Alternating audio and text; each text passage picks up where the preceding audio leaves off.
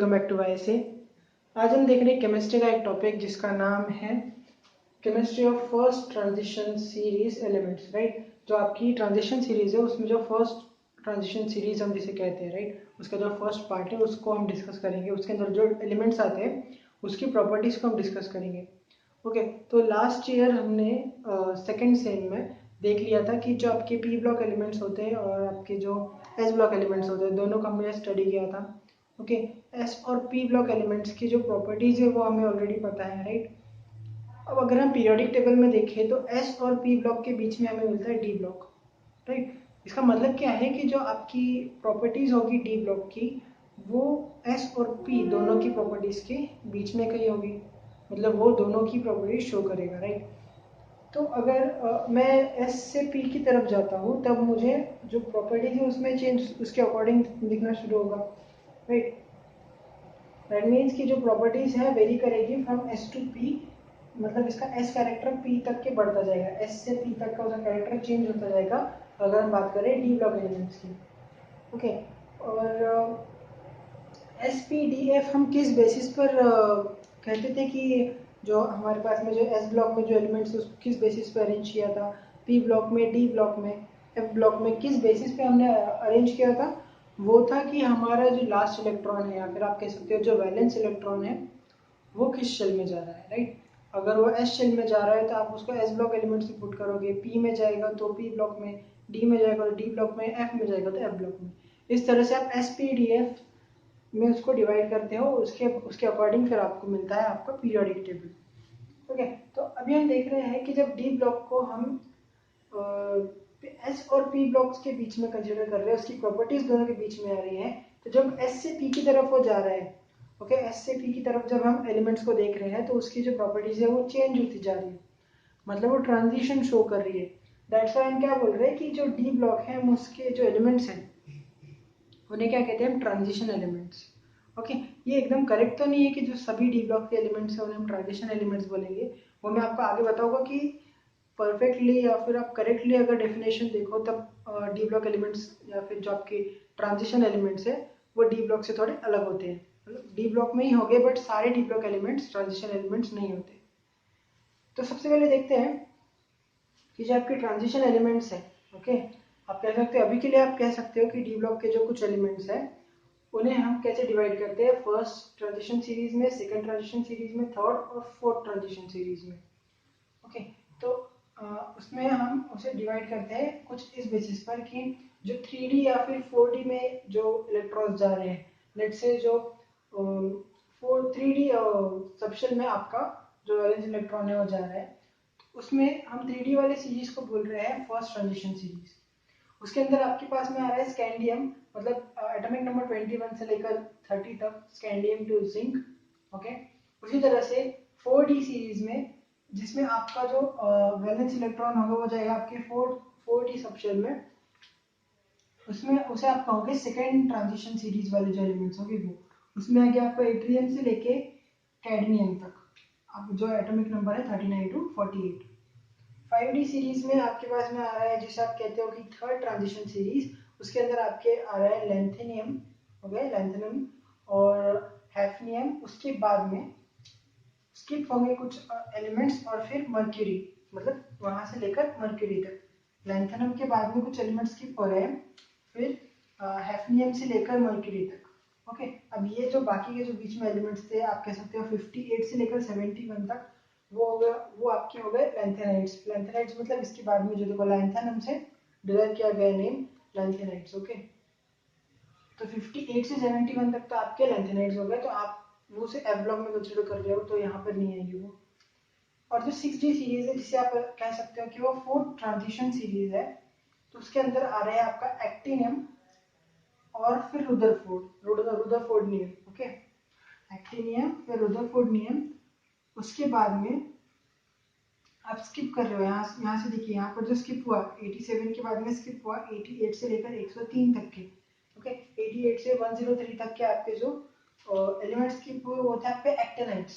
Okay, actinium फिर actinides को हमने कंसीडर नहीं किया, उसके बाद में फिर रुदरफोर्ड नियम से लेकर आपका ये यूयूबी से आप क्या कहते हो, इसका नाम पता है आपको, कॉपर कॉपरनिशियम।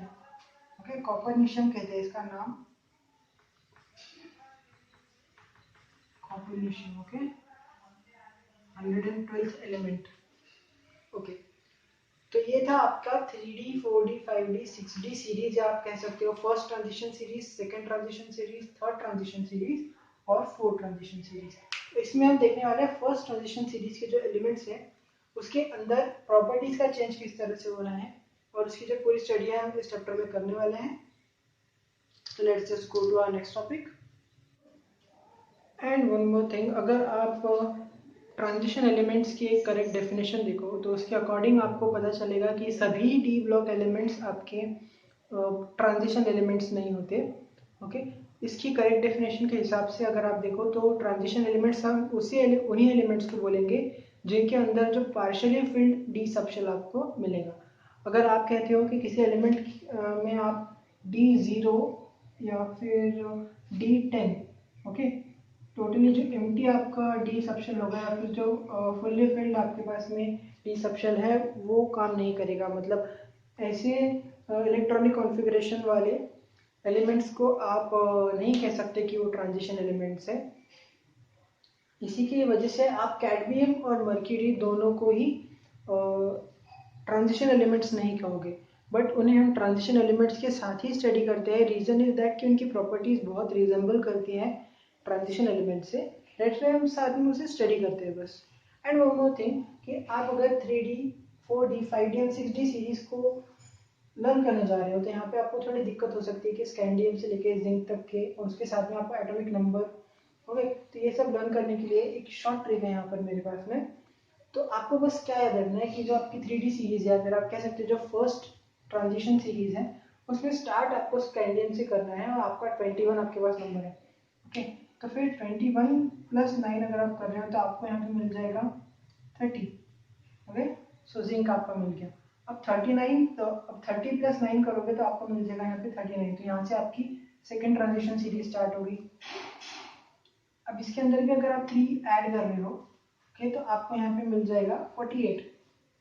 यहाँ पे आपकी सेकेंड सीरीज खत्म, और 9 ऐड कर रहे हो तो आपको यहाँ पर मिल जाएगा 57। ओके, अब यहाँ पे थोड़ा ध्यान देना है, 57 आपका लेंथेनम हो गया। ओके, उसके बाद में आपको क्या करना है,